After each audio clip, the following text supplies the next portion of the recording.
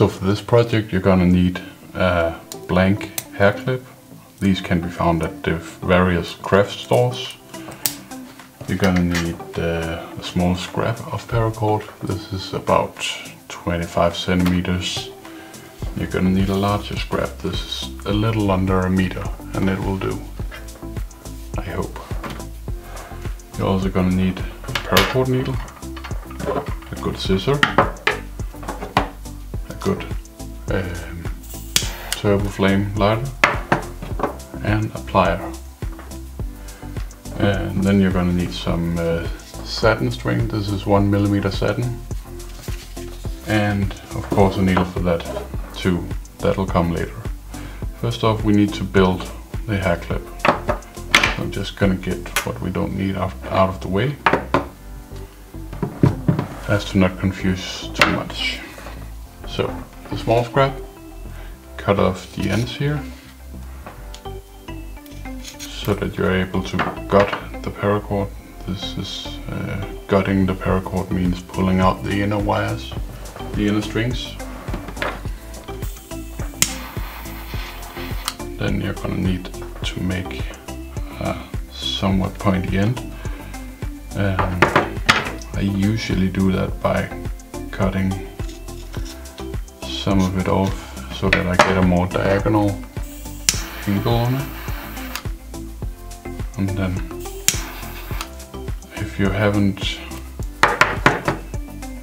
fingertips aren't used to the heat, then you might not want to do what I'm doing here, but you kind of also have to. Yeah, sorry about the noise.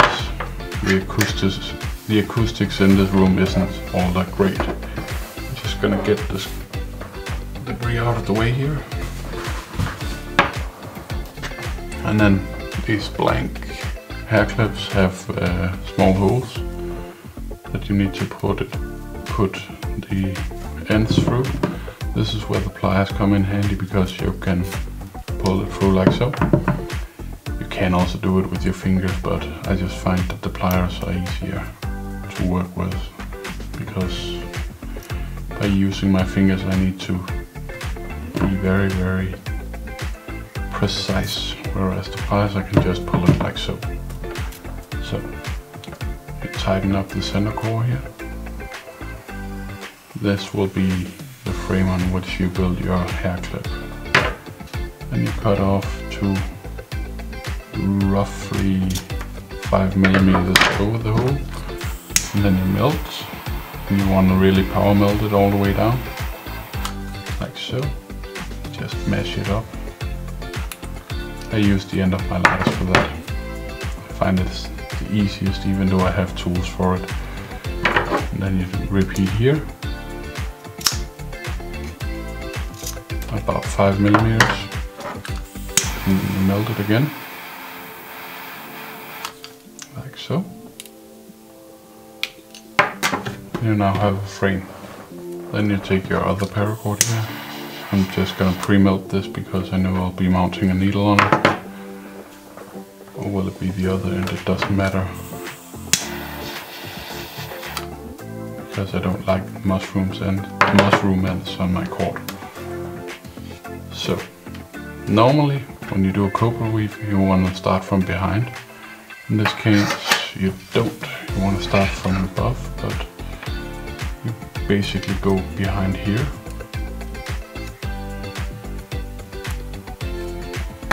See, this is already where I need to mount my needle.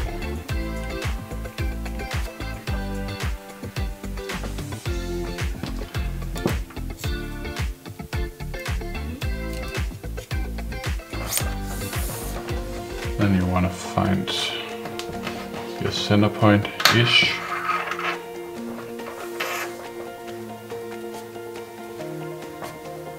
Just pulling tight. I'm just pulling loosely here to find the center point.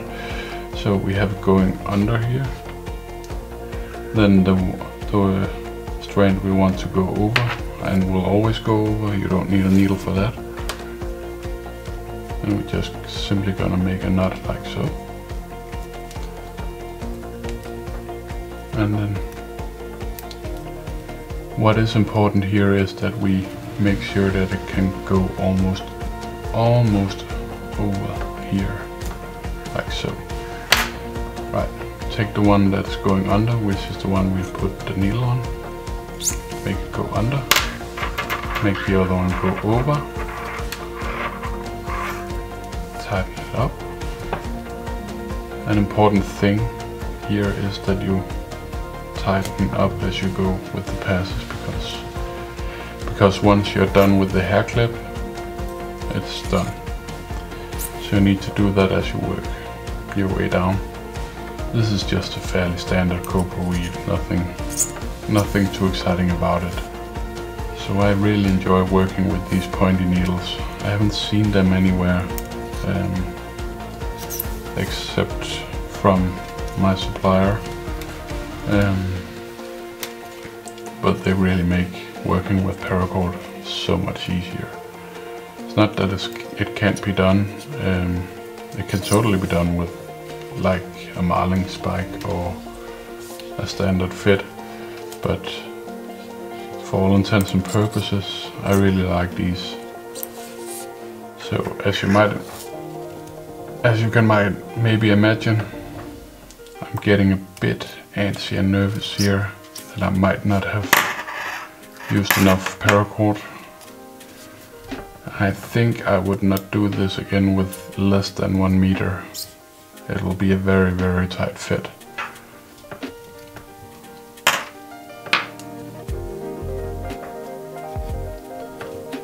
I think it's doable, but it's very close.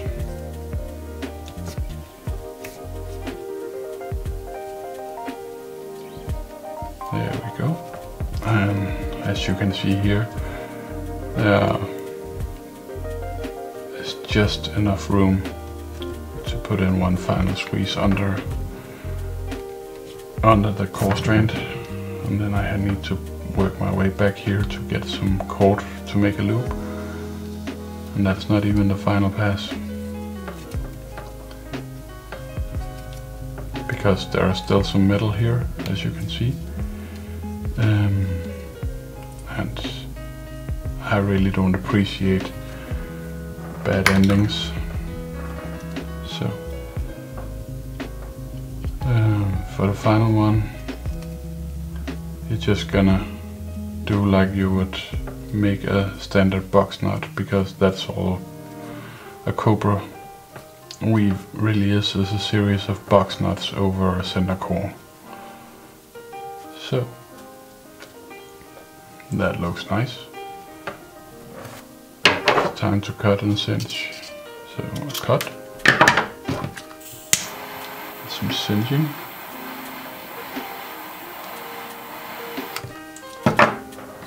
And I bring in my marling spike for a bit of texture, like so.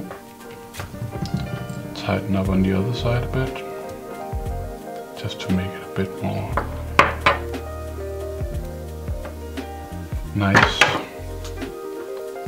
Cut, burn. When you're burning, you really need to take good care of where you're burning so you don't destroy the rest of your weave. But there we have it. So far so good. I'm just gonna brush away all the little bits of fiber. Then time for stitching.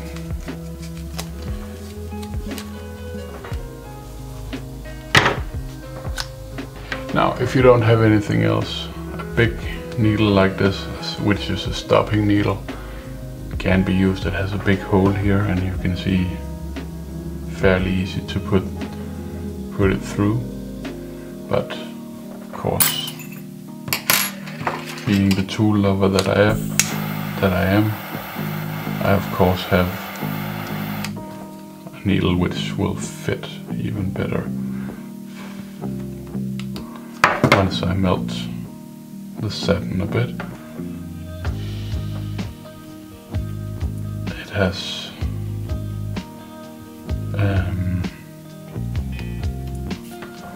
possibilities to grab onto it. So melt on the other side. Could also just tie a knot, but I think it will be cleaner if I do it like this. Satin has different hardening point, so it takes a bit more effort to get it to harden up. Yeah, then you need to look at your weave and see where you're gonna start. I'm gonna start here. What I'm really doing here is trying to figure out how to go about this. Now as I go, I'm just gonna melt this again, so it becomes, actually it just started burning, but it doesn't matter. Now it's melted, still melted, so I can mount it directly here. And then it fuses to the paracord. So I'm going to go around this loop that is here, through it,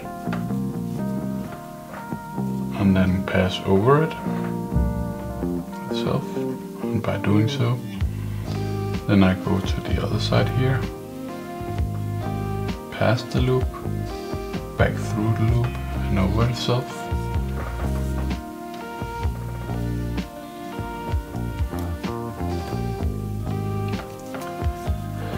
I do believe this is called the herringbone stitch, but I'm not sure because I'm not good at remembering all these different names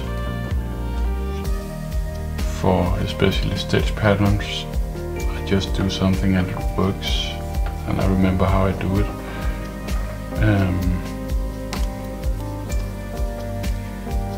Just like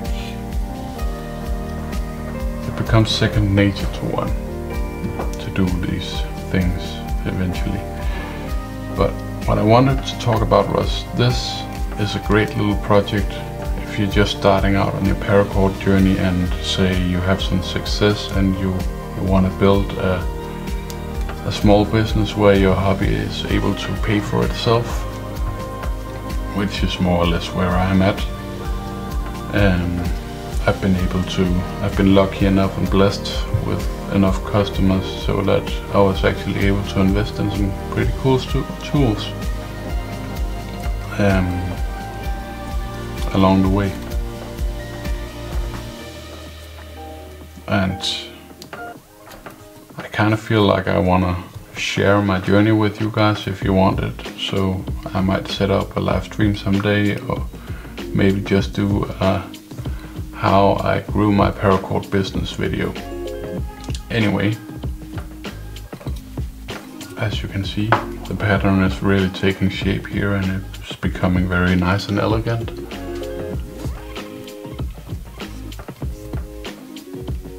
When you're stitching, be careful not to stab your fingers, that kind of hurt.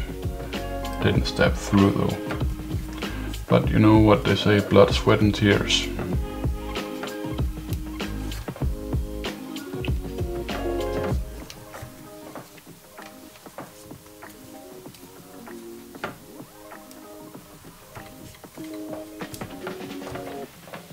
So,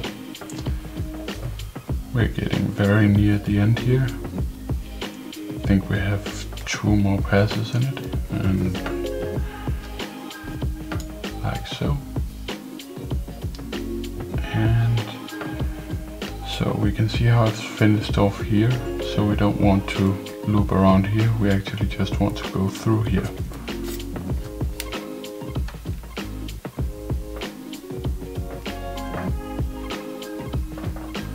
And then, being who I am, I'm considering now doing a double stitch, but to be honest, I'm trying to learn to be more simple in my designs, so I'm gonna cut it here. But you could loop around and go back. It would create a double crossing pattern, as you can see if I go here. This is just to show the pattern that I'm talking about. I also did this with a bracelet I called Overstitch Your Cobra some time ago, and it really makes a very, very nice and elegant design. But for this, I'm going to adhere to the KISS principle, which is an acronym for Keep It Simple, Stupid. Cut it and melt it.